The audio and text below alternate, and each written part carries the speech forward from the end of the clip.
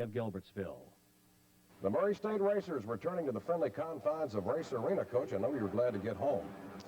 We really were. There's really not an easy way to get to Akron or Youngstown. We can talk about some of the complications getting here to Murray, but I can tell you Akron and Youngstown is very difficult to get to also. And we were looking forward to getting back and had some good practice or two, but they were a little slow coming out, and they bang it home.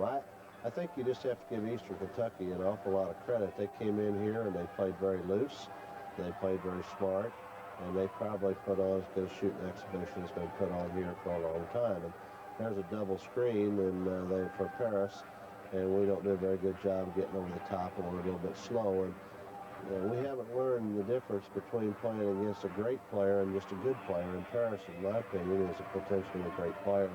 We play with the same intensity level against him as somebody else, and you just can't do it. And he makes everybody else better because you've got to put so much attention. Here's Veda Martin going down the lane. He was fouled, and Coach, here's where they discovered the two players having the wrong numbers in the scorebook. Well, 19 years, this hasn't happened to me as a coach, and here it's happened twice in the same year where we put the wrong numbers in the scorebook, and it's absolutely incredulous that something like this can happen in Division I basketball. I certainly had hoped it would never happen again to me. And perhaps it won't. I'm going to make every effort to see that it doesn't. I don't want to dwell on it, but whose fault was it? Well, I think the sports information director has been putting it in there for all the time that I've been at Murray State. On the other hand, I think when you're playing at home, it'd be nice if the official score at Murray State would double-check that too, because I don't know how much there is for him to do, but it would seem to me that that wouldn't be much to ask. Okay.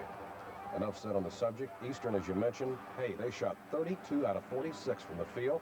That's almost 68%, Coach. Yeah, there we go inside, make a nice pass. And we have not been getting as many shots as our opponent, Larry. And here we get more shots in this particular game and still come out on the short end. It's 16-16, 13-22. And there again, we're playing off of a great player, and he bangs it home.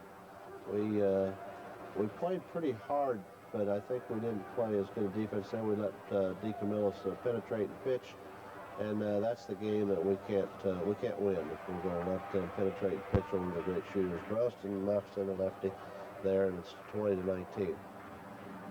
There's a bad pass. We've talked about throwing it in on the bounce pass or a lob, and we continue to do the things that we did the first week of practice, and it's very frustrating.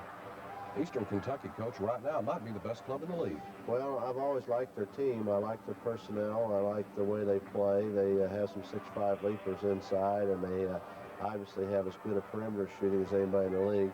Now, there's Craig Talley, and you have some questions about Talley not playing in a game or two. There's one reason. I mean, he just let his man drive right down the middle of the lane, and we talked about not letting them come to the middle of the floor. There's Macklin doing the same thing, and my two best offensive players are my two poorest defensive players, and that really causes me some real grief. 6:27 to go. Racers trail by 3. Underneath, Eastern with a rebound, and Coach, they get that ball out there quick. Well, I thought he might have walked there, and I was trying to get a walk. Perhaps he didn't. The thing that hurt us on that end of the court, though, was our offensive patience. We came down and shot the ball, quick shot it, and not enough guys touched the basketball. You remember earlier in the year when I said the thing I really like about our team is everybody's touching the ball, and they're touching it often. Well, now we're making two passes. We'd be in our freeze game because we're shooting it so fast. A nice pass to Owen Bronston, 35-34. We're back in business. Here's where you get upset. Do you remember what happened at this particular stage with less than 2 minutes to go in the first half? You're up by 1 in the... Anyway, you addressed the official pretty good on the matter. No, I don't, but I know there we trail somebody on a handback in our scouting report. We tried to show them how to handle that, but it didn't work. There again, we're slow coming out on the great perimeter shooters, and they light it up. All right, this is the opening minutes of the second half. The Racers down to 5. Underneath, Mike Long. We felt like we needed to go inside more and stop being on the perimeter, and you can see Chuck's an excellent passer. And he's, again, he is the most unselfish player on the team. He doesn't worry about the statistics. He just worries about the W's and L's. And if we could get everybody else thinking in that terms again, we'll still have an opportunity here to to make something good happen and find a silver lining in this tailspin. But there's just a good one-on-one move.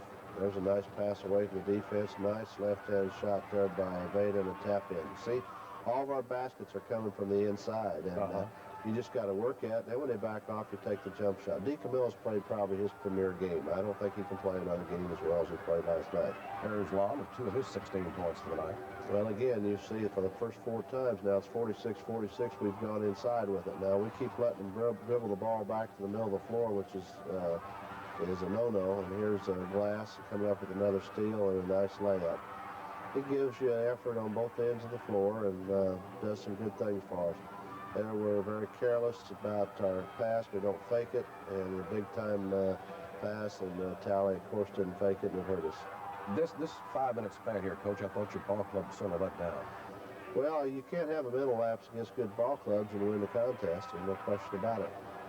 And there's Tommy Scott giving us a good effort and going down and laying it up.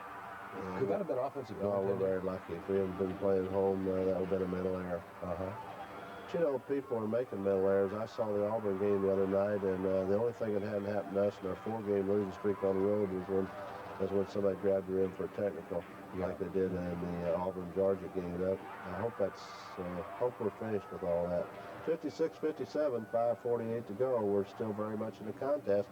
There we trail out on DeCamillis, though, and then we run out of the defense, and there's another one. So, I mean, out of the 32 baskets that Eastern Kentucky had, they got 27 of them on our mistakes. Is that right? Yeah.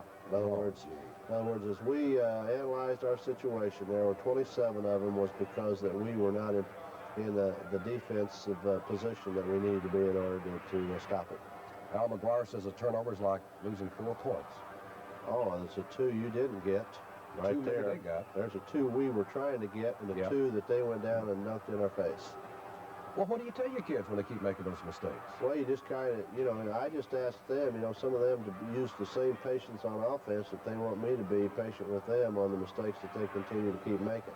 I do think that we went down and played hard at the end of the game, and we were still trying to win the contest, and it got down there to where we really made it respectable there at the end, but 76-70, and maybe as tough a loss as we've had because we were really fighting for that number 2 spot, which would make our seeding probably we would have played Austin Peay, and now we're going to be playing Middle Tennessee at their home court. All right, we're going to be back to talk about the OVC tournament, also the upcoming game with Moorhead. That's all I had on the Ron Green Show.